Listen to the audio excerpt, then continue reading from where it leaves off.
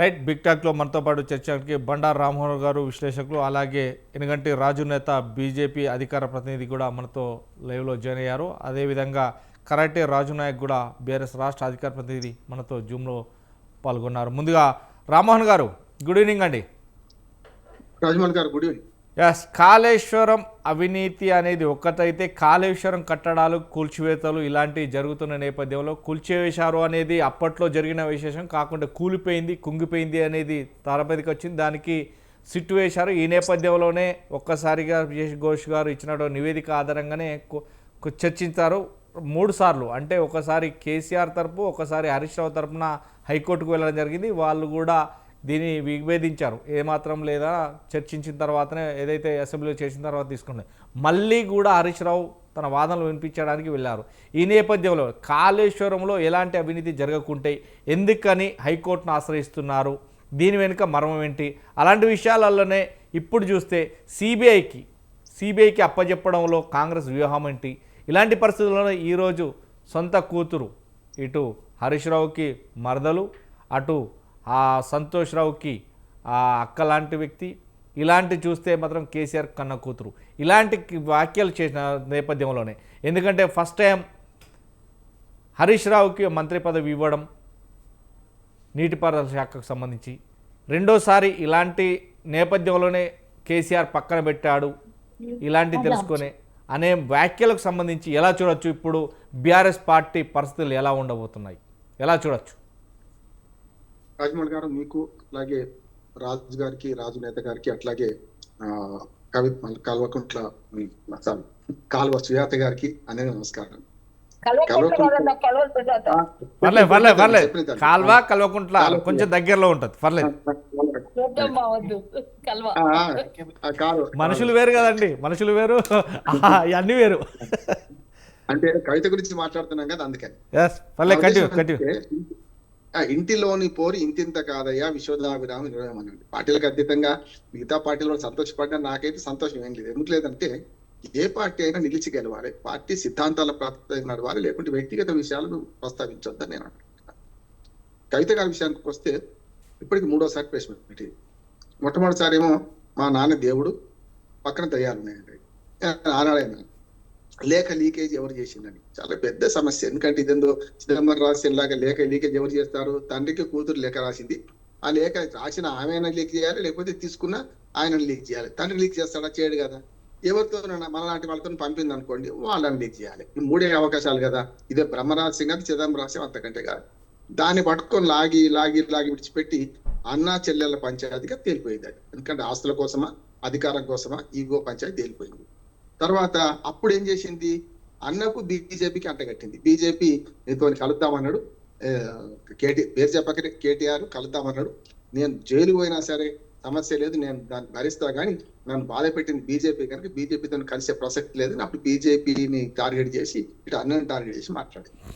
రెండోసారి వచ్చేవరకల్లా ఆమెను సింగరేణి కాలనీస్, ఏదైతే సింగరేణి కార్మిక సంఘానికి గౌరవాధ్యక్షులు తీసేయడంతో మళ్ళీ సేమ్ రెండోసారి అమెరికా వెళ్ళినప్పుడే ఇప్పుడు మళ్ళీ అమెరికాకి దిగింది. మళ్ళీ ఇప్పుడు కొత్తగా ఇప్పుడు ఏమంటుందంటే అసలు తండ్రికి బాసటగా నిలిచి, తండ్రి కష్టాల్లో ఉన్నాడు, గుండెల మీద కుంపట్లా కూర్చోకుండా తండ్రి కష్టాలు తీర్చి ఆయన మీద ఆయనకు సిబిఐ కేసు సిబిఐకి అప్పచెప్తున్న సానుభూతో లేకుంటే మాట్లాడితే పర్వాలేకుండే. కానీ ఇప్పుడు కొత్త ట్విస్ట్ ఏంటంటే ఇప్పుడు రేవంత్ రెడ్డిని టార్గెట్ చేసుకుంది, అటు హరీష్ రావుని టార్గెట్ చేసుకుంది.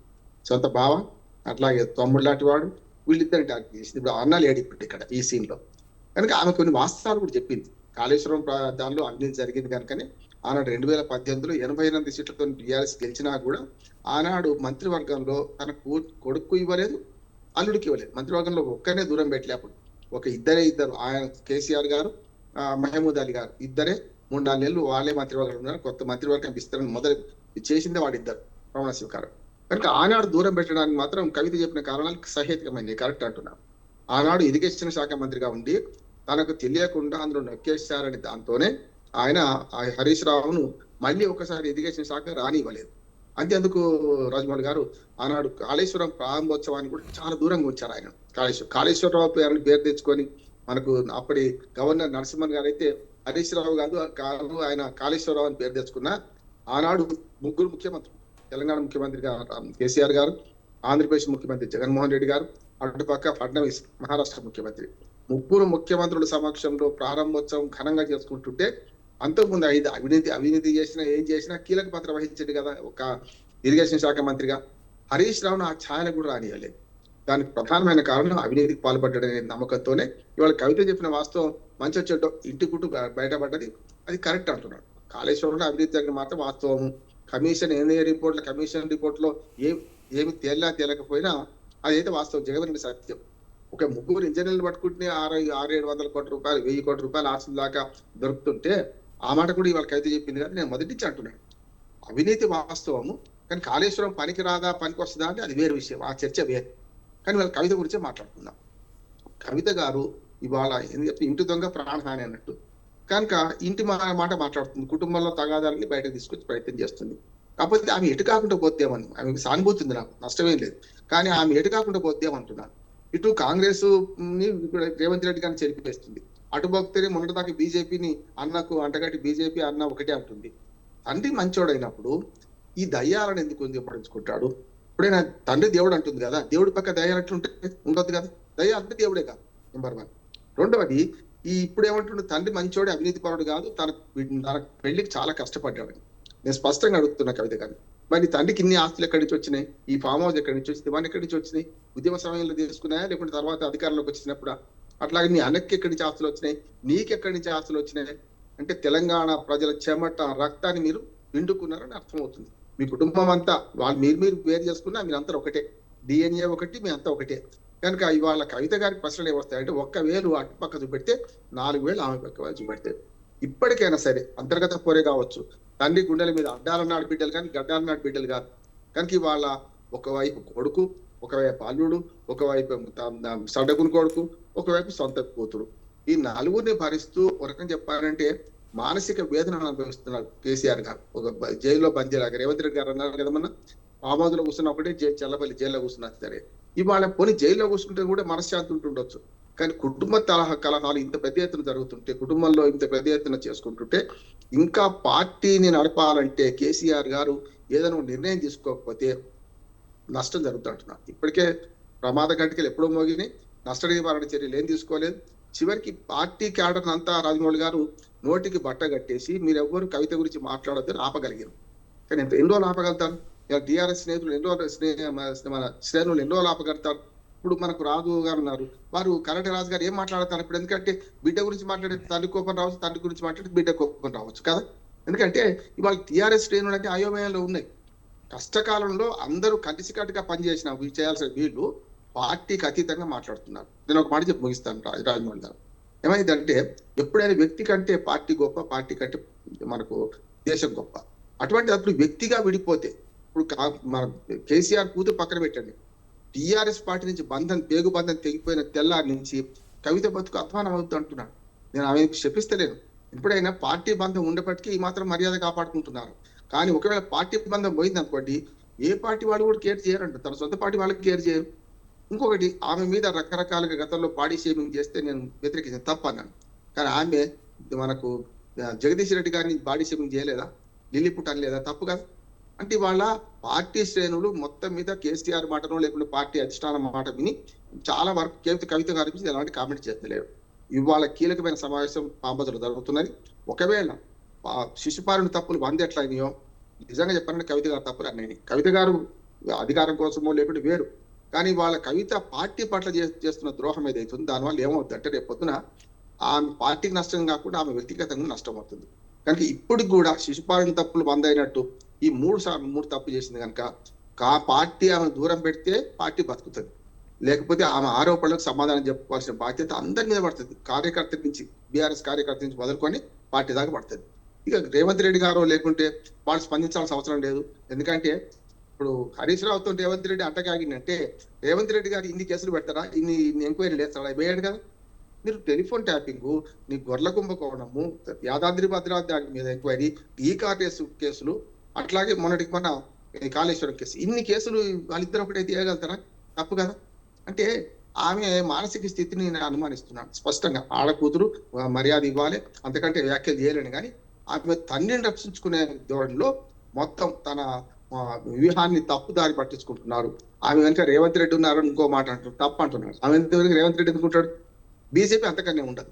కనుక ఆమె ఓ రకంగా చెప్పాలంటే వ్యక్తిగతంగా ఒక మానసికంగా పార్టీ నన్ను దూరం చేసుకుంటుందని ఆవేదనతో, తండ్రికి తనను దూరం చేస్తున్నారు ఆవేదనతో. ఎందుకంటే అమెరికాకు పోయేటప్పుడు కొడుకుని తీసుకెళ్తే మనమని లోపల రానిచ్చిండు, ఆమెను హాలు బయటే ఉంచిండు కేసీఆర్ గారు. అంటే ఎంత క్షోభ ఉంటది. బిడ్డ పార్టీకి ఇంత నష్టం చేస్తుంటే ఏమి మాట్లాడలేక ఉన్న కేసీఆర్ గారు మానసిక స్థితిని చూసుకుంటే ఈమె కూడా తండ్రికి దూరం చేస్తున్నారు నన్ను అనే ఆవేదనతో మాట్లాడుతున్నట్టుంది. కానీ పార్టీ అండబోయి తెల్లవారి కవిత మాటలకి ఎలాంటి విలువ ఉండదు. కవిత వాళ్ళ కేసీఆర్ కూతురుగా గౌరవించబడుతుండొచ్చు, కానీ పార్టీ అండపోయిన తర్వాత తెల్లారికి మాట్లాడతారు కదా పార్టీ శ్రేణులు, ఆటోమేటిక్ గా కవిత మీద రేపటికి మొదలు పెడతారంటున్నాను నేను. అందుకని ఆ నిర్ణయం తీసుకోవాల్సిన బాధ్యత మాత్రం కేసీఆర్, హరీశ్రావతి కాదు, ఏం కాదు. ఒక్క మాట చెప్పి ముగిస్తాను. వీళ్ళందరూ కూడా ఇప్పటికీ ఫిర్యాదులు చేస్తున్నారు. మొన్న జగదీష్ రెడ్డి ఫిర్యాదు చేశారు. ఇవాళ మొన్నటి దాకానన్నా కనీసం అన్న గురించి పేరు చెప్పలే. ఇవాళ హరీష్ రావు పేరు చెప్పింది, సంతోష్ పేరు చెప్పింది, మొన్నటి దాకా జగదీష్ రెడ్డి తిట్టింది కదా లీలీపుట్ అని. కానీ వీళ్ళు ముగ్గురు ఇప్పుడు ఫామ్ హౌస్ లో ఉన్నారు.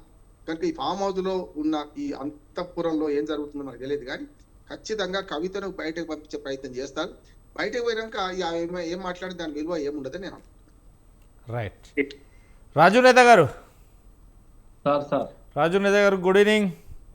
గుడ్ ఈవినింగ్ అండి. ఏంటి పరిస్థితుల్లో బీఆర్ఎస్ నేతల్లో అలజడి మొదలైందనే వార్తలు వస్తున్నాయి. ఈ నేపథ్యంలో హరీష్ రావు వాళ్ళే, సంతోష్ రావు వాళ్ళే కేసీఆర్కు చెడ్డ పేరు వచ్చిందని కామెంట్ చేయడంపై గులాబీ పార్టీలో అలజడి మొదలైంది. పార్టీ ఉంటే ఏంటి, లేకపోతే ఏంటి అనే దానిపై అసలు ఏంటి పరిస్థితి? ముందుగా అందరికీ గుడ్ ఈవినింగ్ అండి. డిబేట్ లో పాల్గొంటున్నటువంటి పెద్దలందరికీ కూడా నమస్కారం.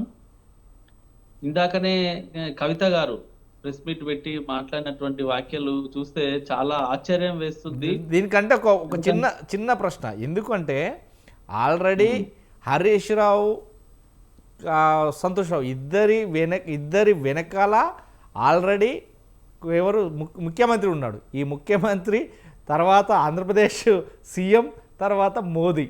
ఈ గులాబీకి సంబంధించి ఒక గులాబీని విరవడానికి ఇంతమంది తయారయ్యారు, ఇద్దరు మాత్రం వాళ్ళకి సపోర్ట్గా ఉన్నారు అంటున్నారు. దాన్ని కూడా వివరించండి. ఏమంటున్నానంటే తండ్రి మీద వస్తున్నటువంటి అవినీతి ఆరోపణలకు సంబంధించి ఎవరైనా ఒక బిడ్డగా తీవ్ర స్థాయిలోనే స్పందిస్తారు. అయితే ఈమె ఆ ప్రెస్ మీట్ లో మాట్లాడినటువంటి మాటలను చూస్తే ఒకంత ఆశ్చర్యం కలుగుతుంది. ఇంకొక వైపు ఏమో ఎందుకు ఇన్ని రోజులు మరి ఈమె మౌనంగా ఉందా అని కూడా ఒక ప్రశ్న ఉత్పన్నమవుతుంది. ఈరోజు ఆమె మాట్లాడుతూ కొన్ని ముఖ్యమైనటువంటి విషయాలు చెప్పింది. మా నాన్న చాలా ప్రజల కోసం పోరాటం చేసినటువంటి వ్యక్తి. ఆయనకు ఎప్పుడు కూడా ఆస్తులు కూడబెట్టాలన్నటువంటి లక్ష్యం లేదు. డబ్బుల గురించి ఆయన ఆలోచన చేయకపోయేది. కేవలం ప్రజలకు సేవ చేయాలి, లేకపోతే నీళ్లను తీసుకొచ్చి ప్రజలకు, రైతులకు ఇవ్వాలి అనేది ధ్యేయంతోనే పనిచేసింది. కానీ ఎప్పుడు కూడా మూటలు కూడబెట్టుకోవాలి, మూటలు సంపాదించాలి అనేటువంటి ధ్యేయంతో కేసీఆర్ గారు పని చేయలేదు అని ఆమె అంటూనే ఇంకొక మాట అన్నది. చాలా ఆశ్చర్యం అనిపించింది నాకు. నా పెళ్లి చేయడం కోసం, అంటే మా నాన్నగారు నా పెళ్లి చేయడం కోసం నానా ఆర్థిక ఇబ్బందులు ఎదుర్కొన్నారు గతంలో అని ఆమె కోట్ చేసి మాట్లాడింది. మీరు విన్నరో లేదో ఆ మాట? కానీ కరెక్ట్. అంటే కవిత గారి పెళ్లి చేసేటువంటి సందర్భంలో కేసీఆర్ గారు ఆర్థికంగా చాలా ఇబ్బంది పడ్డాడంట. మరి ఈ వేదిక సందర్భంగా నేను అడుగుదలుచుకున్నాను, టిఆర్ఎస్ పార్టీ అధినేతను కానీ, లేకపోతే వాళ్ళ కుమారుడు మా గతంలో మంత్రులుగా పనిచేసిన వారు, ఎంపీగా, ఎమ్మెల్సీలుగా పనిచేసిన వాళ్ళను, అయ్యా మరి కేసీఆర్ గారు నిజంగా అంత ఆర్థిక ఇబ్బందులు ఉన్నప్పుడు, ఆర్థికంగా అంత విపత్కర పరిస్థితులు ఎదుర్కొన్నప్పుడు ఈ రోజు లక్షల కోట్ల రూపాయలు ఏ రకంగా సంపాదించిండో ఇంతకుముందుకు పెద్దలు కూడా అదే విషయాన్ని అడిగారు. మరి ఏ రకంగా ఇట్లా ఆస్తులు కూడబెట్టారు? నిజంగానే మీకు ప్రజల మీద, ప్రజలకు సేవ చేయాలనే దాని మీద ఆసక్తి ఉండి డబ్బులు కూడబెట్టాలనేటువంటి ఇంట్రెస్ట్ లేనప్పుడు ఏ రకంగా మీరు లక్షల కోట్ల రూపాయలు ఫామ్ హౌస్లు ఈరోజు ఏ రకంగా వచ్చినాయి అనేది ఆలోచన చేయాల్సినటువంటి పరిస్థితి ఉంది. ఇకపోతే నిన్న అసెంబ్లీలో అర్ధరాత్రి వరకు ఈరోజు కాళేశ్వరం రిపోర్టు మీద ఏదైతే జస్టిస్ పిసి ఘోషి కమిషన్ ఇచ్చినటువంటి దాని మీద చాలా చాలా లోతుగా విశ్లేషణలు జరిగాయి, డిబేట్ జరిగాయి. అర్ధరాత్రి దాటే వరకు కూడా జరిగిన క్రమంలో చివరికి ఈరోజు కాంగ్రెస్ పార్టీ ప్రభుత్వంలో ఉన్నటువంటి ముఖ్యమంత్రి గారు నిర్ణయాన్ని ప్రకటించారు. మేము ఈ కేసును కాళేశ్వరంలో జరిగినటువంటి అవినీతి కేసును సిబిఐకి అప్పజెప్తున్నామని ఆయన నిన్న వివరించడం జరిగింది. మేము అంటే భారతీయ జనతా పార్టీ నాయకులుగా మొదటి నుంచి మా బండి సంజయ్ గారు కానీ, కిషన్ రెడ్డి గారు కానీ, తర్వాత ఇతర లక్ష్మణ్ గారు కానీ, ఇతర అందరూ కూడా పెద్దలందరూ కూడా ఫస్ట్ నుంచి కూడా మేము చెబుతున్నది ఇదే విషయం. ఈ రోజు అదే ప్రూవ్ అయింది. ఏంది? కాళేశ్వరంలో 1,00,000 కోట్ల రూపాయల అవినీతి జరిగిందని, దాంట్లో అనేక రకాలైనటువంటి వ్యక్తులు, ఆఫీసర్ల కానుంచి, మంత్రుల కానుంచి, ఎమ్మెల్యేల కానుంచి, సీఎం కానుంచి ఈరోజు అందులో ఇన్వాల్వ్ అయి ఉన్నారు. దోషులను తేల్చాలి. అందుకోసము కేంద్ర దర్యాప్తు బృందమైనటువంటి సిబిఐ గాని, ఈడీ గాని వీటన్నిటికీ అప్పగించాలని మేము గతం నుంచి కూడా డిమాండ్ చేస్తూ వచ్చాం. ఒకసారి ఈ కాళేశ్వరం కమిషన్ అంటే ఏదైతే జస్టిస్ పిసి ఘోష్ కమిషన్ ఏదైతే నివేదిక ఇచ్చిందో 665 పేజీల అతిపెద్ద నివేదికని ఈ రోజు ఇవ్వడం జరిగింది. అందులో వీళ్ళు పేర్లు బయట పెట్టడం లేదు కానీ సూచాయప్రాయంగా చెప్పినటువంటి విషయాలు ఏంటంటే అందులో చాలా మంది ఇంజనీర్ల పేర్లు, ఐఏఎస్ల పేర్లు, మంత్రుల పేర్లు, ముఖ్యమంత్రి పేరు, అందరి పేర్లు ఉన్నాయని చెప్పేసి సూచాయప్రాయంగా చెప్పిర్రు. అంటే చర్యలు తీసుకోవడానికి ఏ రకంగా తయారు చేసినటువంటి రిపోర్ట్ అని అది చెప్తూనే ఈరోజు ఆ రిపోర్ట్ తో పాటుగా గతంలో అనేక రకాలైనటువంటి రిపోర్ట్లు కాళేశ్వరం ప్రాజెక్టులో అవినీతి జరిగిందా లేదా అని ఇవ్వడం జరిగింది. కేంద్ర ప్రభుత్వ సంస్థలైనటువంటి ఎన్డిఎస్ఏ, తర్వాత విజిలెన్స్ వ్యవస్థలు, తర్వాత కాగు, తర్వాత మన స్టేట్ గవర్నమెంట్ అపాయింట్ చేసినటువంటి పిసి ఘోష్ కమిషన్, ఇట్లా అనేక రకాలైనటువంటి కమిషన్లు చాలా క్లియర్ గా చెప్పినాయి. ముఖ్యంగా ఇందులో చాలా క్లియర్ గా కనబడుతున్నది ఏందయ్యానంటే ఈరోజు ఎప్పుడైతే కాళేశ్వరం ప్రాజెక్టు నిర్మాణం చేయాలి, దాని ద్వారా లక్షల ఎకరాలకు నీరు అందించాలనేటువంటి నిర్ణయం జరిగినప్పుడు, ప్రభుత్వం నిర్ణయం చేసినప్పుడు ఆఫీసర్లు, ఐఏఎస్లు, తర్వాత మంత్రులు అందరు కూడా ఈరోజు కలుపుకొని చేయాల్సిన పనిలో కేవలం ఇది వన్ మ్యాన్ షోగా నడిచింది. నేను చెప్పడం కాదు, బీసీ ఘోష్ గారి కమిషన్ లో చాలా క్లియర్ గా చెప్పారు. ఏమని? ఎప్పుడైతే రాష్ట్రానికి ఈయన ముఖ్యమంత్రిగా గతంలో కేసీఆర్ గారు పనిచేసినటువంటి క్రమంలో ఆయన పొలిటికల్ ఎగ్జిక్యూటర్ గా పనిచేయాల్సి ఉండే, కానీ ఆయన ఏం చేసిందంటే అడ్మినిస్ట్రేటివ్ ఎగ్జిక్యూటివ్ గా పనిచేసి ఈరోజు ఆఫీసర్లు ఏదైనా వాళ్ళు డౌట్ వ్యక్తం చేసినా, లేకపోతే ఆఫీసర్లు డిపిఆర్లు చేంజ్ చేయాలని చెప్పినా, ఆఫీసర్లు ప్రణాళికలు చేంజ్ చేయాలి, ప్లేస్ ని మార్చాలి, లేకపోతే ఇంత వ్యయం అవుతుందని ఏ విషయాలు చెప్పినా కూడా ముఖ్యమంత్రిగా పనిచేసినటువంటి కేసీఆర్ గారు ఎక్కడ కూడా దాన్ని పట్టించుకోలేదు. చాలా క్లియర్ గా అర్థమవుతుంది. దీనికి సంబంధించి మొదట ప్రాజెక్టును ప్రారంభం చేయాలనేటువంటి విషయంలో 38,000 కోట్ల రూపాయలు అవుతుందని చెప్పి ప్రాజెక్టు వ్యయము డిపిఆర్ ని సిద్ధం చేయడం జరిగింది మొట్టమొదటిసారిగా.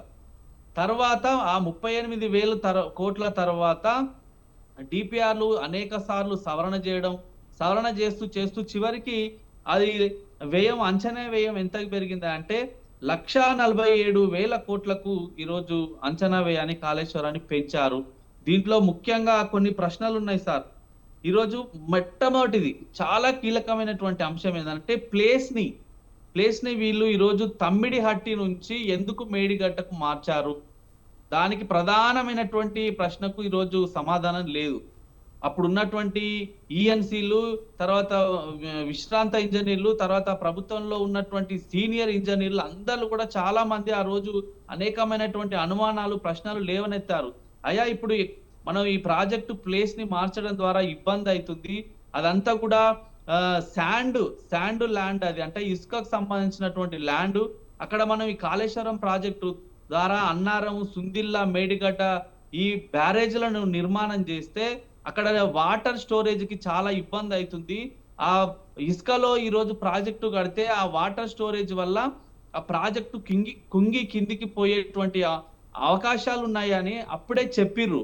కానీ వీళ్ళు గతంలో ఉన్నటువంటి వాళ్ళు ఇవి ఏవి కూడా ఎవ్వరు చెప్పినా కూడా అంశాలు ఏవి కూడా ఎక్కడ కూడా పట్టించుకోలేదు.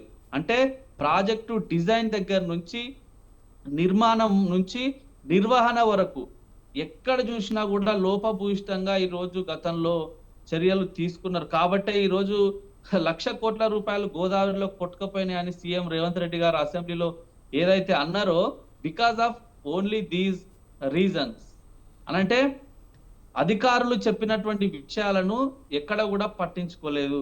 ఇంకొక విషయం, ఈరోజు 2009 సంవత్సరంలో మన రాష్ట్రంలో ప్రాణహిత చేవెళ్ల ప్రాజెక్టు ప్రారంభమైంది. ప్రారంభం అయినప్పుడు దాని యొక్క నిర్వహణ ఎంత తెలుసా సార్? 6,517 కోట్ల రూపాయలు ఖర్చు చేసిర్రు. కానీ దానికి తెలంగాణ రాష్ట్రం ఏర్పాటైన తొలినాళ్లలోనే మళ్ళొక 5,523 కోట్లు ఖర్చు చేశారు. మొత్తంగా దానికి అయిందెంత? 11,670 కోట్లు ఖర్చు అయ్యాక మళ్ళా రీడిజైన్ పేరిట ఈరోజు మళ్ళీ దాని ప్లేస్ ని చేంజ్ చేసిర్రు అనంటే ఒకసారి ఆలోచన చేయండి. ఈరోజు లక్షల కోట్ల రూపాయలు అప్పనంగా ఈరోజు అక్రమంగా కొంతమందికి కట్టబెట్టడం కోసం, కొంతమందికి కమిషన్లు ఈరోజు ఇవ్వడం కోసం, మూటలను అందించి వాళ్ళను ఆర్థికంగా బలోపేతం చేయడం కోసం ఈరోజు రాష్ట్ర ఖజానాను మొత్తం కూడా దోచిపెట్టడం జరిగింది. ఇది వాస్తవం, ముమ్మాటికి వాస్తవం. రైట్, అది కాకుండా రైట్, మళ్ళీ మీ దగ్గరికి వస్తాం రాజునేత గారు, నేను మళ్ళీ మీ దగ్గరికి వస్తాను. ఈరోజు మేడిగడ్డ దగ్గర కుంగినటువంటి 7వ పియర్ ఏదైతే ఉందో ఆ పెండింగ్ లో ఉన్నటువంటి మరమ్మతులకు సంబంధించినటువంటి పనులను అన్ని కూడా ఈరోజు ఎల్ఎన్టీ సంస్థకు అప్పచెప్పడం జరిగింది. ఆ సంస్థ కూడా అనేక సందర్భాల్లో టెండర్లు కోట్ చేసేటప్పుడు అక్రమ మార్గాలలో ఈరోజు దండుకోవడం కోసం మాత్రమే టెండర్లను కోట్ చేయడం జరిగింది. ఇట్లా ఈ ప్రాజెక్టు గురించి ఒకసారి మనం ఒక లోతుగా పోయి విశ్లేషణ చేస్తే ప్రతి అంశంలో అనేక రకాలైనటువంటి లోపాలు, ఎక్కడ చూసినా కూడా ఈరోజు అక్రమ మార్గాలలో ఈరోజు సొమ్మును కాజేయాలి.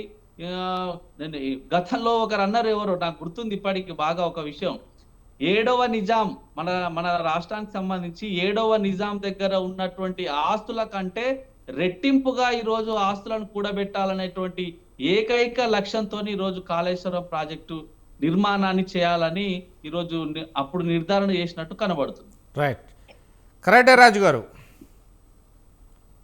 నమస్తే అండి. నమస్తే. ఏంటి పరిస్థితులు ఇక్కడ బీఆర్ఎస్ పార్టీకి సంబంధించి? ఎవరైతే హరీష్ రావు కావచ్చు, లేదంటే సంతోష్ రావు కావచ్చు, కేసీఆర్కు చెడ్డ పేరు తెచ్చారని కామెంట్ చేయడం, అలాగే కవిత గారు పార్టీలో అలజడి రేగింది, పార్టీ ఉంటే ఏంటి లేకపోతే ఏంటి, వీళ్ళిద్దరు కలిసే మా నాన్న పరువు పోతుంది, ఒక సిబిఐ ఎంక్వైరీకి మా నాన్న అప్పుడు తలొగ్గాల్సిన పరిస్థితి ఏర్పడ్డది అంటూ కూడా తను వ్యాఖ్యలు చేశారు. ఆ నేపథ్యంలోనే గతంలోనే ఫస్ట్ టైం తెలంగాణ ఏర్పడ్డాక ఇరిగేషన్ శాఖ మంత్రిగా ఉన్నటువంటి హరీష్ రావును రెండో దఫా ఈ విషయం తెలిసి కూడా పక్కన పెట్టారు. నేను ఎంత చెప్పినా కానీ నా మాట ఎవరు పట్టించుకోలేదు, కానీ నన్నే దూరం పెట్టాలని చూశారు అని వ్యాఖ్యేస్తుంది. అంటే ఎలా చూడవచ్చు ఇప్పుడు బీఆర్ఎస్ పార్టీలో అంతర్గతం మొదలైందా, లేదు అంటే నిజంగానే హరీష్ రావు సంతోష్ రావు ఇద్దరు కుమ్మక్కయ్యే కేసీఆర్కి తెలియకుండా మొత్తం మీద బీఆర్ఎస్ పార్టీని నామరూపాలు లేకుండా చేయాలని కూడా చూస్తున్నారా? లేంటి ఈ మాటలకు అర్థాలేంటి? నమస్తే అండి. మీకు ప్యానల్లో ఉన్నటువంటి పెద్దలు కాల్వ సుజాత గారికి, అదేవిధంగా రాజునేత గారికి, అదేవిధంగా మోహన్ రావు గారికి, అందరికీ నమస్కారం అండి. అయితే కవిత గారి శృతి మించిపోయి ఎట్లా మాట్లాడుతున్నారంటే, తనకు అంటుకున్నటువంటి ఆ మకిలిని ఇతరులకు రుద్దే విధంగా, అంటే తనకు ఉన్నటువంటి ఆ చెడ్డ పేరును, లేకపోతే తన వెనకాల ఉన్నటువంటి అదృశ్య శక్తులను కూడా ఇతరులకు కూడా ఉన్నారు అనే విధంగా వచ్చేటట్లు మాట్లాడుతున్నారు కవిత గారు. హరీష్ రావు గారి గురించి మాట్లాడడం అంటేనే కేసీఆర్ పైన, పార్టీ పైన మాట్లాడినట్టుగా. ఎందుకంటే ఒక పార్టీ ఉద్యమ నాయకుడిగా, పార్టీ కార్యకర్తగా, ఒక సిన్సియర్ పార్టీ కార్యకర్తగా కేసీఆర్ గారు పార్టీ జెండా పట్టకంటే ముందు, అంటే కేసీఆర్ గారు సొంత పార్టీ పెట్టకంటే ముందు తను రాజకీయ జీవితం అంటే నూనూగు మీసాల పోరగాడి నుంచి తన యవ్వనము, తన జీవితము, తన ప్రాస, తనకు సంబంధించినటువంటి పూర్తిగా ధారపోసినటువంటి హరీష్ రావు గారి పైన మాట్లాడడం అంటేనే అది డైరెక్ట్గా కేసీఆర్ గారి పైన మాట్లాడినట్టే. అంటే ఉద్యమం కోసము హరీష్ రావు గారు ఉద్యమం కోసం, పార్టీ కోసం, ప్రజల కోసం తన జీవితాన్ని అంకితం చేసిండు. తన జీవితాన్ని విలువైన సమయం ఏదైతే ఉందో పూర్తిగా యవ్వనం కానీ, ఆరోగ్యం కానీ, కుటుంబం కానీ, లేకపోతే ప్రతి దానికి ఫణంగా పెట్టిరంటే అది హరీష్ రావు గారు. రెండో విషయం ఏంటంటే పార్టీ బలపడినప్పుడల్లా, నిన్న అసెంబ్లీలో ఏదైతే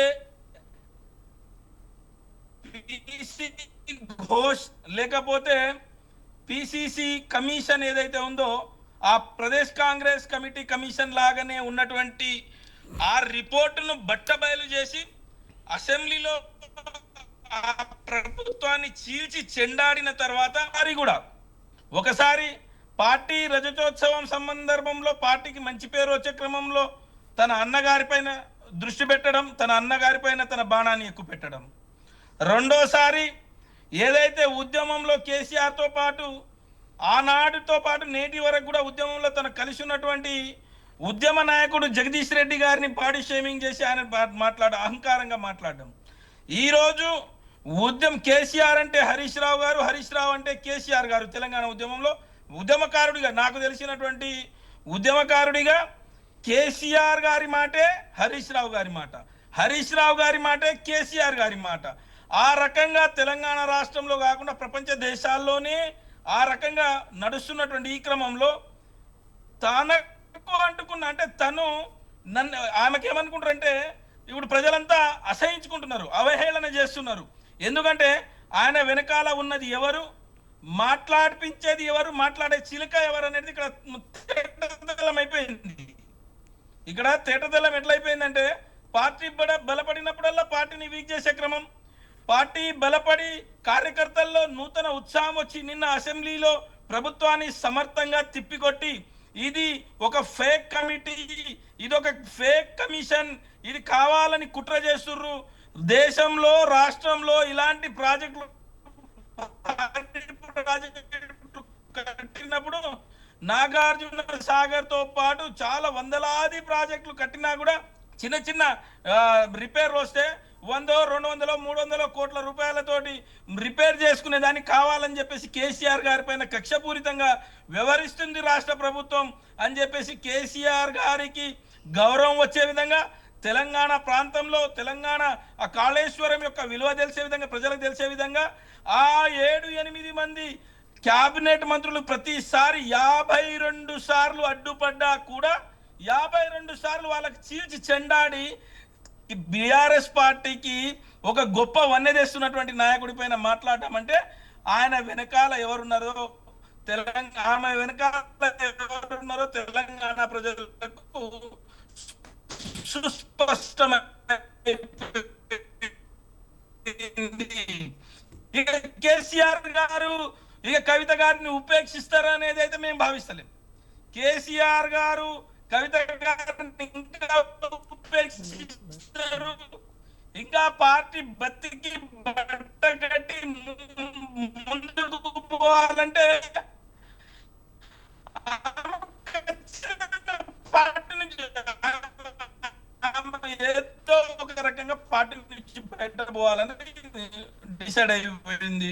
ఎవరిపైన మాట్లాడితే నా పైన సీరియస్ గా యాక్షన్ తీసుకుంటారు, నేను ఇంకా నా యొక్క ముసుగు తొలగించాలి అని చెప్పేసి ఆమె అనుకుంటుంది.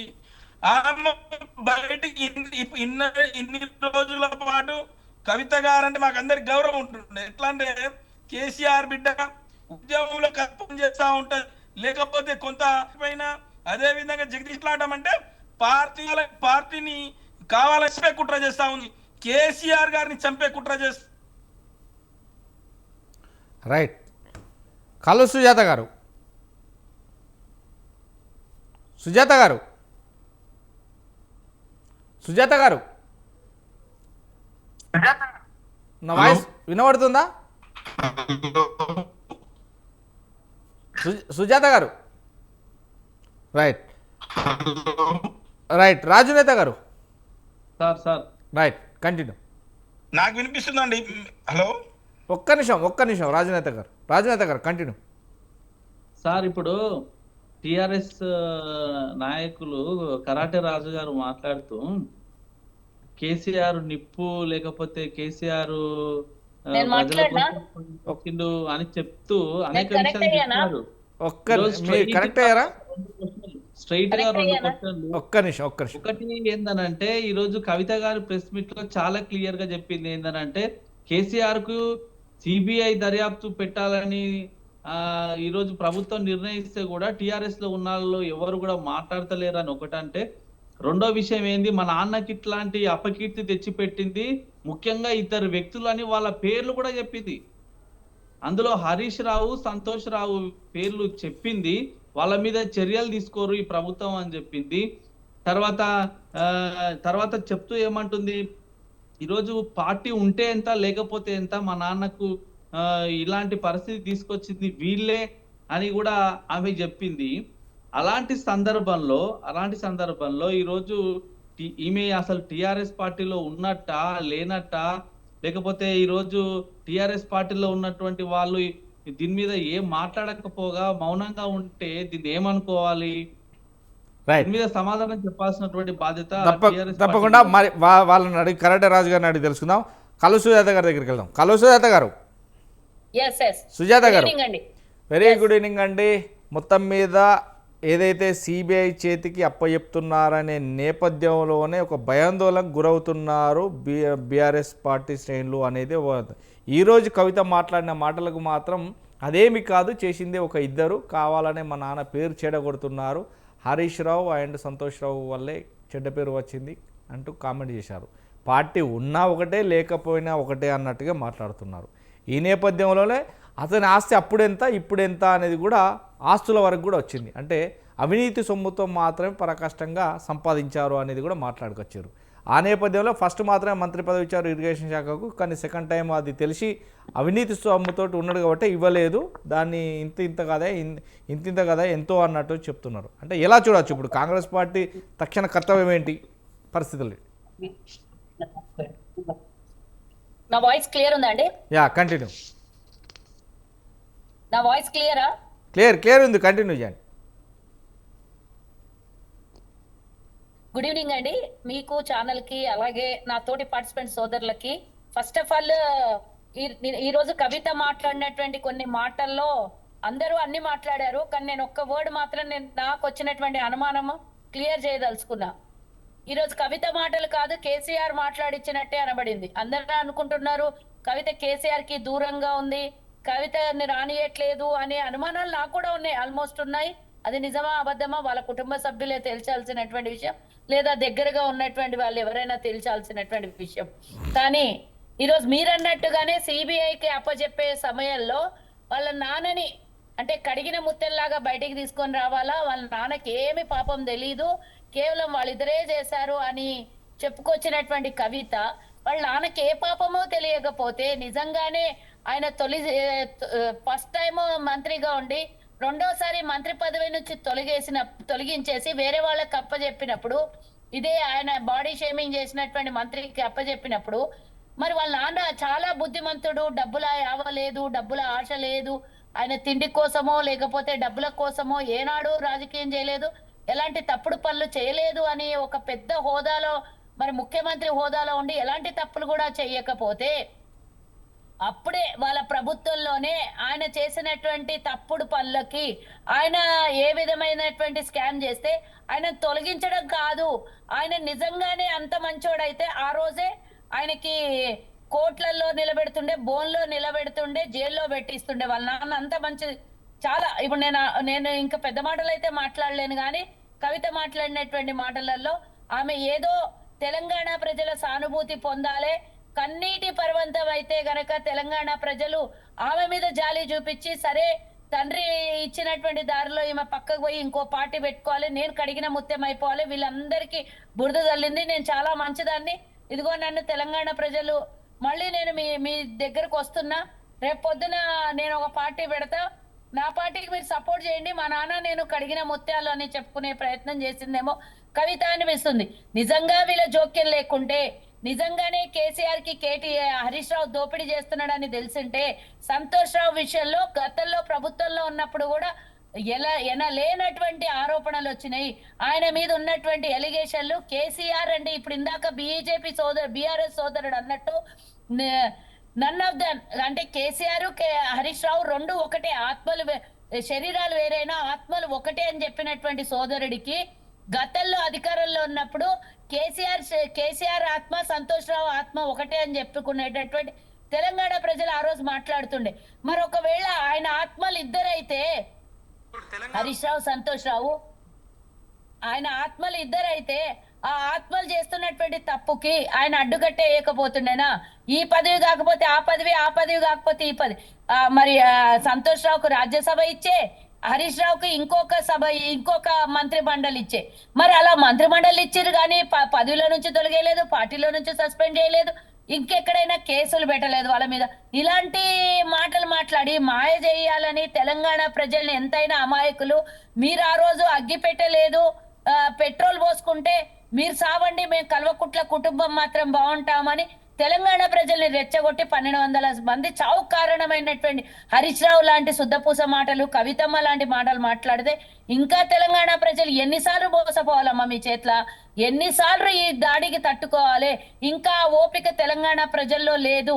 మీరు చేసేటటువంటి మోసాలకి, మీరు మాట్లాడేటటువంటి మాయ మాటలకి నమ్మి మోసపోయేటటువంటి ఇంకా నిద్రావస్థలో తెలంగాణ లేదు. తెలంగాణ ప్రజలు అమాయకులు అయ్యి ఉండొచ్చు, కానీ ఇంకా మోసపోయే పరిస్థితిలో మాత్రం తెలంగాణ ప్రజలు లేరని కవితమ్మకు తెలవాలి.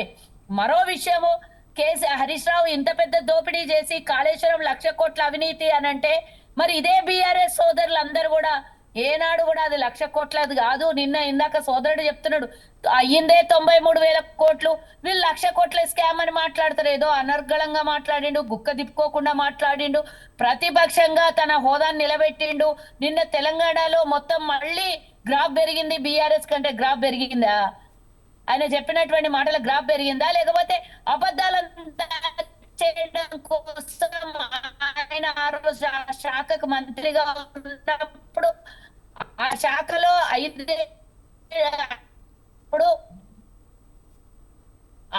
ప్రతి అడుగు తెలుసు, ఎక్కడ స్కామ్ తెలుసు హరీష్ రావుకి, ఎక్కడ తవ్వుతే ఎన్ని పైసలు వస్తాయో హరీష్ రావుకి తెలుసు. కాబట్టి అన్ని పూర్తి వివరాలు చెప్పిండు. ఆ శాఖలో పనిచేసినప్పుడు ఆ మాత్రం వివరాలు తెలివయా? ఒకటి, నిన్న హరీష్ రావు అంటుండు 2-3 పిల్లలు కూలిపోతే మాత్రం, ఏదో కొంగిపోతే మాత్రం దీన్ని నడిపించవచ్చా అంటున్నాడు. మెయిన్ ఫీజే పాడైపోతే స్విచ్లన్నీ ఎట్లా కరెక్ట్ పనిచేస్తాయో వాళ్ళు ఒక్కసారి వివరించాల్సినటువంటి అవసరం. అదేదో చిన్న క్రాకులు వచ్చింది కాదు, పూర్తిగా కుంగిపోయినటువంటిది అది. ఆ కాళేశ్వరం అంటే పిల్లలు కుంగిపోతే మీద రోడ్డు ఏదైతే మీద స్లాబ్ ఉందో ఆ స్లాబ్ కూడా కుంగిపోయింది. ఒకవేళ ఇప్పుడు ఆపకుండా నీళ్లను మళ్ళా వదిలింటే పూర్తిగా అన్నారం, మేడిగడ్డ, సుందిళ్ళ అన్ని బ్యారేజీలు మొత్తం కథమైపోతుండే. ఇప్పుడు కొంచెం కుంగిపోయినాయి, మొత్తం కథమైపోతుండే. ఆ రోజు ఇచ్చినటువంటి ఇంజనీర్లు ఇచ్చినటువంటి సలహా తీసుకోలేదు. నా రక్తం బొట్టు ఓడ్చి కాళేశ్వరం కడుతున్నా, కుర్చీ వేసుకొని కూర్చొని కడుతున్నా, ఇన్ని రకాలుగా నేనే ఇంజనీర్ని, నేనే అంటే ఆర్కిటెక్చర్ని, నేనే ఎవ్రీథింగ్ అని కేసీఆర్ చెప్పుకొని వచ్చినటువంటి విధానానికి కవిత ఏం చెప్పాలని అర్థం కాక తప్పుల తడకలు, అబద్ధాల మాటలు, వాళ్ళ నాన్నను తను ఇద్దరు రక్షించుకునే పనిలో సిబిఐకి అప్పచెప్పాడని బీజేపీ వాళ్ళు పదే మమ్మల్ని వేధించారు. ఇప్పుడు సిబిఐకి అప్పచెప్పినాము, వాళ్ళ నాయనని రక్షిస్తారా, కవితను రక్షిస్తారా, లేకపోతే హరీష్ రావు ఆల్రెడీ బీజేపీ వాళ్ళతో టచ్ లో ఉన్నాడనే మాట అందరికి తెలిసినటువంటి విషయమే. మరి హరీష్ రావుని రక్షిస్తారా? ఎవరిని రక్షిస్తారో సుజాత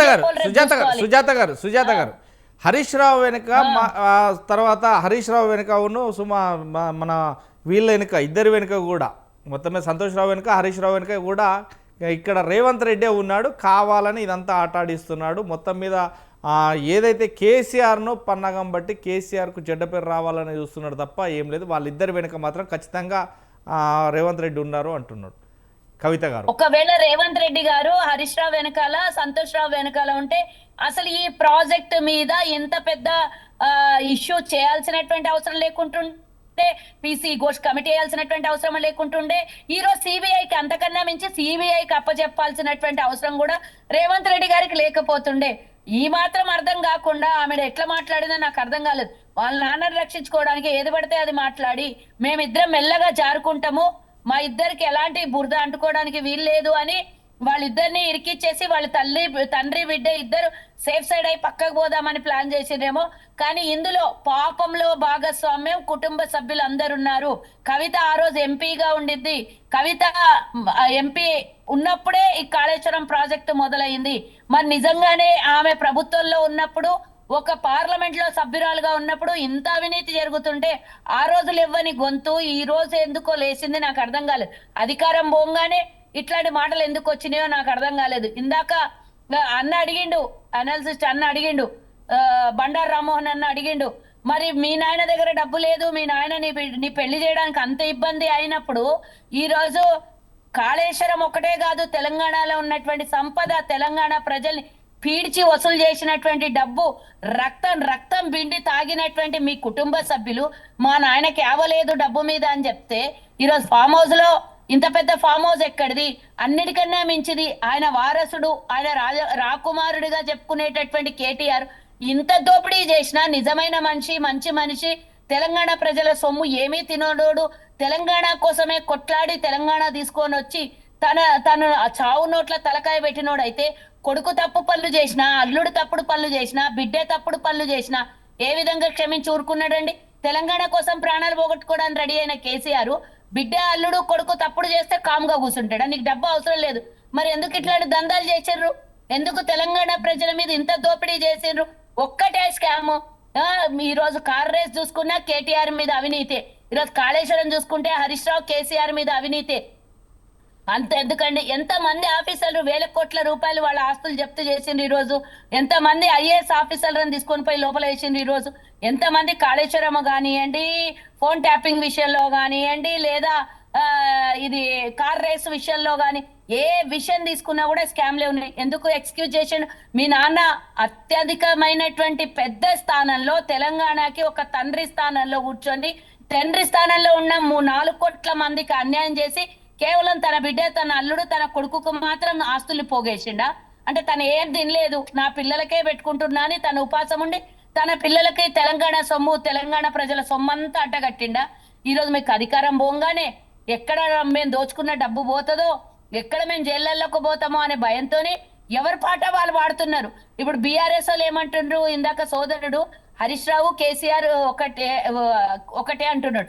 రేపు పొద్దున ఈ మాట గుర్తుంచుకోండి, మీ ఛానల్ ద్వారా ఇది రికార్డ్ చేసుకొని పెట్టుకోండి. నేను ఒక ప్రశ్న ఇస్తున్నా, ఈ ప్రశ్నకు వాళ్ళు కట్టుబడి ఉంటారా? రేపు పొద్దున స్కామ్ ఇది తేలితే హరీష్ రావు కేసీఆర్ ఒకటే అన్నప్పుడు, హరీష్ రావు తప్పు చేసినా కేసీఆర్ చేసినట్టే కదా. స్కామ్ లో మొత్తం స్కామ్ బయటపడింది అనుకోండి, అప్పుడు కేసీఆర్ కూడా జైలుకు పోవాలి కదా. ఈ మాట మీద కట్టుబడి ఉంటారా? హరీష్ రావు ఆత్మ, కేసీఆర్ ఆత్మ ఒకటే అన్నప్పుడు ఇక్కడ ఎవరి తప్పెళ్ళినా కూడా దోపిడీ చేసినటువంటి ఆత్మలు రెండు ఒకటే అయినప్పుడు రేపు ఈ పాట కట్టుబడి ఉంటారా బీఆర్ఎస్ సోదరులు అని నేను అడుగుతున్నా. ఇంకొక విషయం అడుగుతున్నా, కవితమ్మ ఇన్ని రోజులు మాట్లాడినటువంటి కవితమ్మ అధికారంలో ఉన్నప్పుడు ఈ మధ్య కాలంలో ఆమెకు వచ్చినటువంటి బాధ వాళ్ళ కుటుంబ సభ్యుల దగ్గర నుంచి ఎలాంటి ఇబ్బందులు ఎదురైనాయా? లేదా ఇందులో ప్లాన్ లో ఒక పార్ట్ ఏమో ఇది అనిపిస్తుంది. అందరూ అనుకునేది వేరు, కేసీఆర్ చేసేది వేరే ఉంటది. కాబట్టి ఆయన బయటకు వచ్చి మాట్లాడతలేడా, లేకపోతే కవితతో మాట్లాడిస్తున్నాడా, లేకపోతే కవితనే సపరేట్ గా ఇలాంటి వేషాలు వేస్తుందా? ఇది ఏదేమైనా కూడా ఇది స్కామ్ అనేది బయటపడిన తర్వాత మొత్తం వీళ్ళ కథ అంతా బయటపడుతుంది. నిజంగానే బండారు రామ్మోహన్ అన్నట్టు కేసీఆర్ ని అందరు కలిసి ఇరికిస్తున్నారా? వీళ్ళందరూ ఎవరికి వారే యమునా తీరని, నాకు దొరికింది నేను ఇంత దాచిపెట్టుకుంటా, నీకు దొరికింది నువ్వు ఇంత దాచిపెట్టుకొని ఏమన్నా అయితే ఆ ముసలైన బిందె వస్తుంది కదా అని చెప్పి ఎవరికి వాళ్ళు తప్పించుకునే ప్రయత్నంలో మొత్తం అందరు స్కాములు చేస్తున్నారా? మొన్న ఈ మధ్య కాలంలో కేటీఆర్ బర్త్డే ఉన్నప్పుడు కేసీఆర్ ఆశీర్వదించినప్పుడు నేను చూసిన ఆయన పూర్తిగా వీక్ అయిపోయిండు, వంగిపోయిండు, నడవడానికి కూడా శాతరైతలేదేమో అనిపించింది నాకు ఆ విజువల్ చూస్తుంటే. ఏది ఏమైనా కూడా పరిస్థితులు అడ్డంగా తిరిగినాయి. మరోసారి అధికారంలోకి వస్తాము, మేము దోపిడీ చేసిందల్లా మొత్తం ఎలాంటిది కూడా బయటపడకుండా మొత్తం సెట్ చేసుకుందాం అనుకున్నారు. అనివార్య కారణాల చేత తెలంగాణ ప్రజలు తిరస్కరించి తెలంగాణ ప్రజలు ఓడగొట్టిన తర్వాత ఈ రోజు చేసినటువంటి తప్పుల్ని, అంటే 100 తప్పులకు కూడా శ్రీకృష్ణుడు ఆ రోజు చేసినటువంటి తప్పులు 100 తప్పులు క్షమించి చివరి తప్పుకి ఏ విధమైనటువంటి శిక్ష ఇస్తాడో మనం చూసినాం. కాబట్టి వీళ్ళు చేసినటువంటి తప్పులకు ఈ రోజు ఒక్కొక్కటి దొరుకుతున్నాయి ఆధారాలు. కాబట్టి తప్పించుకునే పరిస్థితులు లేక ఇలాంటి మాటలు మాట్లాడుతున్నారు. రైట్ రామ్మోహన్ గారు, రామన్ గారు రాజమౌళి గారు ఏదైతే చెప్పండి. ఇప్పుడు కాళేశ్వరం ప్రాజెక్టుకు సంబంధించి సిబిఐకి అప్పచెప్పిన నేపథ్యంలోనే కవిత గారు మాట్లాడినట్టు అప్పుడు అతనికి ఆస్తులు ఎంత ఉండే ఇప్పుడు ఎంత ఉన్నాయి అనే నేపథ్యంలో తను కూడా చూసుకోండి, మీరు అన్నట్టు ఒక ఏళ్ళు అటు చూపెడితే 4,000 చూసినట్టు ఇప్పుడు సిబిఐ ఎంక్వైరీలో ఆస్తుల పంపకాలు కావచ్చు, ఆస్తుల వివరాలు కావచ్చు, ఇవన్నీ కూడా వస్తాయి కదా. అటు హరీష్ రావు కావచ్చు, ఇంతవరకు కవితని ఒక్క నిమిషం అమ్మా. ఏం కాదు, ఏం కాదు. హరీష్ రావు రాజమౌళి కావచ్చు, గారు అదే చెప్పండి. హరీష్ రావు కావచ్చు, సంతోష్ రావు కావచ్చు, కేటీఆర్ కావచ్చు, కవిత కావచ్చు, ఇవన్నీ కూడా ఆస్తులకు సంబంధించినవి కూడా వస్తాయి కదా. గతంలో ఎప్పుడు ఉండే ఇవన్నీ అవన్నీ కూడా లోబింగ్ అంటే ప్రతి ఒక్కరు కూడా సిబిఐకి ఖచ్చితంగా లెటర్స్ మెమోరాండం ఇస్తారు కదా. కాదండి, నా ఉద్దేశం నేను అడ్వకేట్కి చెప్తున్నాను, సిబిఐకి పరిమితులు ఉంటాయి. అసలు ఈ కేసు సిబిఐ తీసుకుంటుందా లేదా, వీళ్ళు పంపగానే లాభం లేదు కదా. సిబిఐ రాష్ట్రంలో ఎంటర్ కావడానికి గతంలో ఉమ్మడి ఆంధ్రప్రదేశ్ ప్రభుత్వంలో ఆంక్షలు విధించిండ్రు, రాష్ట్ర ప్రభుత్వం ఒప్పుకుంటే తప్ప పోదు. కనుక అసెంబ్లీ తీర్మానం చేశారు కనుక సిబిఐ రావడానికి అవకాశం ఉంటుంది. మీరు అన్న ఆస్తులు అది వీటికి సంబంధం లేదు, కేవలం కాళేశ్వరం అవినీతి గురించి మాత్రమే కమిషన్ ఇచ్చిన రిపోర్టు, అట్లాగే vigilance committee report, NDSA report, వీటి మీదే పోతుంది. టర్మ్స్ ఆఫ్ రెఫరెన్సెస్ దీనికి కమిషన్కి ఎట్లా ఉంటాయో సిబిఐ కూడా అన్ని ఆధారాలతో కేసు అప్పచెప్తే చేస్తారు వారు, లేకపోతే చేయరు. కనుక మీరు అన్న ఇవన్నీ పనికిరావు, దానికి ఇది రావు. ఒక మాట చెప్తాను, ఇప్పుడు కవిత గురించే మాట్లాడదాం. కాళేశ్వరం గురించి మాట్లాడితే వేరుగా మాట్లాడదాం. 1,00,000 కోట్ల అవినీతి బీజేపీ వాళ్ళన్నా కాంగ్రెస్ అన్నా తప్పే అంటున్నాను. ఎందుకంటే 93,000 కోట్లు ఖర్చు అయితే 1,00,000 కోట్ల అవినీతి తప్పు కదా. నిన్న మా అక్బరుద్దీన్ ఓవైసీ మాటలు సరిగ్గా వినండి. నిజంగా అక్బరుద్దీన్ ఓవైసీ మాటలు ఒకటి, బీజేపీ నాయకుడు మహేశ్వర్ రెడ్డి గారి మాటలు, ఈ రెండు నిజంగా కీలకమైన. నిన్న మహేశ్వర్ రెడ్డి గారితో మొదలు పెడతాను. మహేశ్వర్ రెడ్డి గారు ఎంత బాగా మాట్లాడిండు, స్పష్టంగా చెప్పిండు. ఇదే రామకృష్ణారెడ్డి ఇవాళ ఆర్థిక శాఖ కార్యదర్శిగా ఉండి చీఫ్ సెక్రటరీగా ఉన్నాడు కదా, ఆయన పేరు ఎందుకు లేదు ఇందులో? స్మితా సబర్వాల్ పేరు ఉంటది, జోషి పేరు ఉంటది, ఈయన పేరు ఎందుకు లేదని అడిగిండు. దానికి సమాధానం లేదు. అక్బరుద్దీన్ ఓవైసీ స్పష్టంగా చెప్పిండు, ఈ కాళేశ్వరం ప్రాజెక్ట్ నిరర్ధక ఆస్తిగా పరిగణించి పక్కగా పడేస్తారా, లేకపోతే దాన్ని బాగు చేసుకొని నడిపిస్తారా, లేకుంటే తమ్మిడి అట్టు కాడ వీళ్ళు అన్నట్టు కడతారా? నిజంగా బీజేపీ వాళ్ళు తప్పు చేసేది ఏంటంటే, ఓ మాట అనడం ఈజీ కానీ 1,00,000 కోట్ల అవినీతి తప్పు అంటున్నాను. ఇవన్నీ కనపడతాయి కదా. నిజంగా చెప్పానంటే కాళేశ్వరం ప్రాజెక్ట్ మీద రాజకీయ పార్టీల కార్యకర్తలు కానీ వీళ్ళకి అవగాహన లేదు అంటున్నాను, స్పష్టంగా చెప్తున్నాను. సరే, అది పక్కన పెడతాను. కమిషన్ మాత్రం ఈ పరిధి లేదండి, వీళ్ళు అవినీతి మీద ప్రశ్నించే పరిధి లేదు. ఇక ఒక కవిత గారి దగ్గరికి వస్తాను నేను. ఎప్పుడు కూడా ఒక సామెత ఉన్నది, ఒక పద్యం ఉన్నది రాజమౌళి గారు. తనయ చెడుగా అయిన తల్లి తప్పు, తనయుడు చెడుగైన తండ్రి తప్పు, శిష్యుడు చెడుగైన గురువు తప్పు అన్నాడు. ఆమె కేసీఆర్ని తండ్రిని వెనకేసుకు వస్తుంది కానీ తండ్రి తప్పే ఇదంతా అంటున్నాను. అల్లుడు తప్పు చేసిన ఆయనదే తప్పు, కేసీఆర్దే. కొడుకు తప్పు చేసిన ఆయనదే తప్పు, ఆఖరికి నువ్వు తప్పు చేసిన ఆమె తప్పు, అంటే అవినీతి చేసిన కూతురు తప్పు చేసినా కూడా ఆయనదే తప్పు అంటున్నాను నేను. అందుకనే అసలు కీలకం గ్రహం అది కదా. అసలు గ్రహము అసలు మన మూల విగ్రహం కేసీఆర్ కాదు కదా. వీళ్ళందరూ ఉత్సవ విగ్రహాలు మాత్రమే. ఉత్సవ విగ్రహాలు కొట్లాడుకొని ఊరేగుతున్నారు తప్ప ఇంకోటి ఏం లేదు. ఈ అవినీతిలో పాపాల్లో భాగస్వామ్యం కేసీఆర్ గారు లేకుండా ఉండదు. వీళ్ళతో చేస్తే ఆయన అమాయకుడు మంచివాడంటే అంతకంటే హాస్యాస్పదం ఇంకోటి లేదు. రెండోది కూడా చెప్తున్నాను నేను, ఇవాళ కాళేశ్వరం కమిషన్ మీద రిపోర్ట్ మీద ఏం తేల్చలేదు కనుక సిబిఐకి అప్పచెప్పారు కనుక దీని మీద అమెరికా నుంచి రాగానే ప్రతిసారి సంచలనం చేస్తున్నాను కవిత గారు. కానీ ఇప్పటికైనా సరే పార్టీ కనుక ఉపేక్షిస్తే, పార్టీ పోతేనే ఉంటేనే ఆమె అనగలిగింది. మనకు రాజునేత అనలేడు అంటున్నాడు, మనకు కరెంట్ రాజు అనలేడు అంటున్నాడు. వాళ్ళ రక్తము చెమట ముందులో పార్టీలో ఉంది. తెలంగాణ అస్తిత్వం కోసం పెట్టిన పార్టీ అది, ఏదో ఆశామాషి వచ్చిన పార్టీ కాదు. తెలంగాణ ఉద్యమ పార్టీ, తెలంగాణ అస్తిత్వం కోసం ప్రజల ఆకాంక్షల మేరకు వచ్చిన పార్టీ. ఆమెకు ఉండొచ్చు, మధ్యన వచ్చింది కనుక ఆమెకు పార్టీ ఉంటేది పోతేది అంటదాన్ని. కానీ మిగతా వాళ్ళు ఎందుకంటారు? ఇవాళ బీఆర్ఎస్ పార్టీని టీఆర్ఎస్ పార్టీని నమ్ముకొని జీవితాలను త్యాగం చేసి, హరీష్ రావు ఏం చేసిండు, కేటీఆర్ ఏం చేసిండు, కేటీఆర్ మధ్యన వచ్చిన వాడే. వీళ్ళందరి త్యాగాల కంటే ఇవాళ కరాటాయి రాజు లాంటి త్యాగాలు పెద్దవి అంటున్నాను. వాడు స్వామి కంటే స్వామి భక్తి, రాజు కంటే రాజభక్తి ఎక్కువ చూపించి ఇప్పటిదాకా మర్యాద ఇచ్చింది కవితకు. రేపటి నుంచి ఇవ్వరు అంటున్నా, రేపటి నుంచి ఇవ్వరు. ఎప్పుడు కేసీఆర్ గారు ఒక్క మాట రాజమౌళి గారు కీలకమైంది. కేసీఆర్ గారు కనుక కవితని ఇంకా భరించింది అనుకోండి, దీనిలో మన కాల్వ సుజాత గారు అంటూ ఖచ్చితంగా ఆయన భాగస్వామి ఉన్నట్టు లెక్క. బిడ్డను ప్రోత్సహించి అల్లుడికి కొడుకు మీద ఎసరు పెట్టినట్టు లెక్క. కానీ ఇప్పటికైనా సమాధి గంటకలు పోయినాయి. కవిత మీద చర్య తీసుకోకపోతే పార్టీ ఆయన మీద కూడా తిరగబడతా అంటున్నాడు. మీకు బిడ్డ కావన్నా ముఖ్యం, నేను కావన్నా. హరీష్ రావు అడుగుతాడు, జగదీష్ రెడ్డి అడుగుతాడు, అన్న అడుగుతాడు, కొడుకు అడుగుతాడు, కారణి రాజు కూడా అడుగుతాడు. కనుక ఇవాళ చేయాల్సిన పని ఏంటంటే, కేసీఆర్ గారు ఏ నిర్ణయం తీసుకోకుండా దీన్ని నాల్చింది అనుకోండి, ఇంకా పార్టీకి నష్టం జరుగుతుంది తప్ప లాభం జరగదు. రైట్, కరెక్ట్ రాజు గారు. ఇంత అంటే కంటిన్యూ. ఏంది ఇంత రచ్చకెక్కినా కానీ ఇంట్లో గెలిచి రచ్చకెక్కాలంటారు, కానీ ఇంట్లోనే గెలిచే స్తోమత అయితే అంటే వాళ్ళ కుటుంబంలో ఒక్కొక్కరికి లేదు అనేది అయితే ఖచ్చితంగా ప్రజలు వివరిస్తున్నారో మాటలు. ఈ నేపథ్యంలోనే అంటే బిడ్డని కట్టడి చేయలేకనే ఇలాంటి వ్యాఖ్యలు చేస్తే ప్రజల వద్దకు పాలన అంటూ ఎలా పోగలుగుతుంది ఈ గులాబీ సైన్యం? ఇక్కడ చెమటోర్చి కష్టపడి ఎక్కడి నుంచో సైనికులుగా తయారై ప్రతి ఒక్క ఓటును వారి చేతుల ద్వారా తీసుకొచ్చి వాళ్ళ మాటల ద్వారా తీసుకొచ్చి రెండు పరిణామాలు ఆ గులాబీ పార్టీని గెలిపించినటువంటి పార్టీ శ్రేణులలో ఒక అలజడి మొదలైంది. దీన్ని ఎలా కట్టడి చేయగలుగుతారు? మీరు చెప్పింది నిజమే అండి.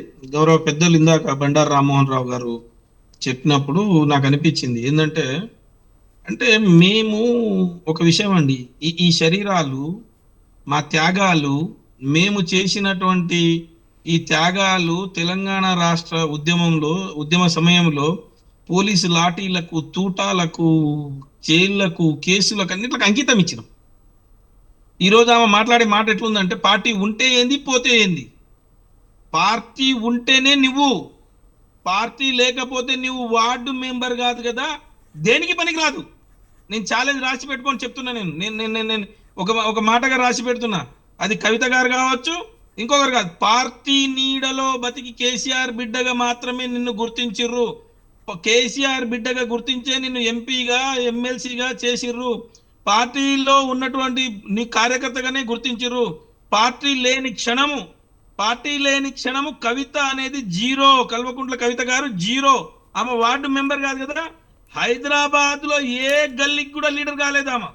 రెండోది ఏంటంటే, ఒక నాయకుడి పైన మాట్లాడేటప్పుడు పార్టీ లైన్ ఏదైతే ఉందో, ఇప్పటికే పార్టీ లైన్ చాలా సార్లు దాటేసింది. పార్టీ ఉపేక్షించే పరిస్థితి ఇప్పుడైతే కార్యకర్తలుగా అయితే మేమైతే ఉపేక్షించాం. పార్టీ ఆల్రెడీ ఆమెతో కటిఫ్ అయిపోయినట్టే 99.9%. ఆమె ఎక్కడికి పోయినా పార్టీకి సంబంధించిన కార్యకర్తలు కాకుండా కూలీలు పోతున్నారు. ఆమె వెనకాల పోయేటటువంటి వాళ్ళంతా కూడా కొంతమంది కూలీలు పోతున్నారే తప్ప పార్టీ కానీ, పార్టీకి సంబంధించినటువంటి వాళ్ళు కానీ, పార్టీ కార్యకర్తలు కానీ, నిస్వార్థ నాయకులు కానీ, ఉద్యమకారులు కానీ ఆమె వెంబడి లేదు. పార్టీ మూడోసారి అధికారంలోకి రాకపోవడానికి ప్రధాన కారణం కూడా కవితనే. పార్టీలో ఉన్నటువంటి అంతర్గతంగా మొత్తం ఉన్నటువంటి విషయాలు, పార్టీకి సంబంధించినటువంటి విషయాలు, లేకపోతే పార్టీలో ఆమె చేసినటువంటి ఢిల్లీ స్థాయిలో ఆమె తెలంగాణ ప్రాంతానికి, తెలంగాణ కేసీఆర్ గారికి తీసుకొచ్చినటువంటి మచ్చనే ఈరోజు పార్టీని ఓడగొట్టింది. ఇంకా మేము మాట్లాడాలి, ఆమెలాగా మాట్లాడాలని చాలా మాట్లాడగలుగుతాం. ఆమెలాగా మాట్లాడాలంటే చాలా మాట్లాడగలుగుతాం. బేషరత్తుగా కవిత గారు బేషరత్తుగా ఆమె మాట్లాడినటువంటి మాటలు ఉపసంహరించుకునే కాకుండా క్షమాపణలు చెప్పాలి. ఇది ఎందుకంటే ఇది మంచి పద్ధతి కాదు. ఎందుకంటే ఉద్యమకారులకు ఆ రకంగా అంటే నువ్వెవరో దారికి పోయే దానేతో మాట్లాడినంటే మాకు నష్టం లేకుండే, ఉద్యమకారుడైనటువంటి హరీష్ రావు గారి పైననే నువ్వు అట్లా మాట్లాడుతున్నావు అంటే పార్టీనే నాశనం చేయాలని కంకణం కట్టుకున్నావు. నీ యొక్క కుట్ర అంటే నేను ఇందాక కూడా చెప్పినాను, తన యొక్క వేరే రాజకీయ పార్టీల యొక్క కుట్ర ఈమె ద్వారా ముందుకు సాగిస్తున్నటువంటి క్రమం అని మేము ఊహించక తప్పదు. ఎందుకంటే పార్టీ ఆ రోజు రజతోత్సవ రోజు పార్టీ బలంగా పార్టీ కార్యక్రమం సక్సెస్ అయింది. దాని తర్వాత పార్టీ ప్రజలలో గొప్పగా వస్తున్నటువంటి ఈ క్రమంలో ఆనాడేమో కేటీఆర్ గారిని తను రాసిన లేఖను తానే బయటికి పంపించి, తానే లీక్ చేసి, ఆ లేఖను తానే బయటికి పంపించి కావాలని చెప్పేసి లీక్ అనే ఒక నాటకం ఆడింది. రెండోసారి ఒక పార్టీ లైన్ లో మాట్లాడుతున్నటువంటి జగదీష్ రెడ్డి గారిని, ఉద్యమకారుడిని లిల్లీపుట్ అని చెప్పేసి బాడీ షేమింగ్ చేసి అహంకారమైనటువంటి ప్రదర్శనలతో మాట్లాడినటువంటి ఆ మాటలు కూడా తెలంగాణ ప్రజలు జీర్ణించుకోలేదు. మూడవసారి ఎప్పుడైతే అసెంబ్లీలో ధీటుగా మాట్లాడి ఏదైతే పీసీ ఘోష్ కమిషనో లేకపోతే అక్కడ అవినీతి జరగలేదు, ఇలాంటివి జరిగినా కూడా దీనిపైన రిపేర్ చేసే పరిస్థితి ఉంది, ఒకవేళ అవినీతి జరిగింది అని చెప్పేసి కూడా కమిషన్ ఎక్కడ కూడా ఇంత అవినీతి జరిగిందని ఎక్కడ నివేదించలే. కమిషన్ రిపోర్ట్ లో కూడా ఎక్కడా కూడా ఈ అవినీతి జరిగింది, ఇంత అవినీతి జరిగిందని ఎక్కడ నివేదించలేదు. ఏ చర్య తీసుకోవాలని కూడా ఎక్కడ నివేదించలేదు.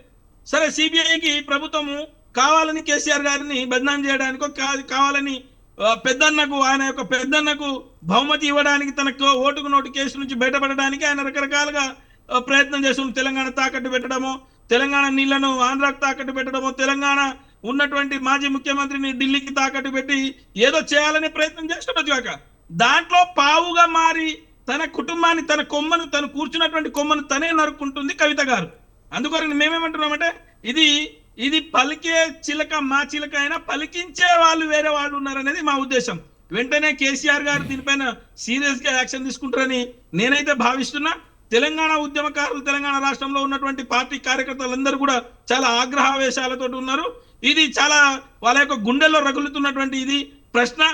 ఈ కమిషన్, ఈ అవినీతి ఇవన్నీ కూడా ఒక ఎత్తు అయితే తను కూర్చున్న పార్టీని తను కూర్చున్న కొమ్మని నరుకునే ప్రయత్నం చేస్తా ఉంది కవిత గారు. ఇది బేషరతుగా వెనక్కి తీసుకుంటే బాగుంటుందని నా సూచన. రైట్ అండి.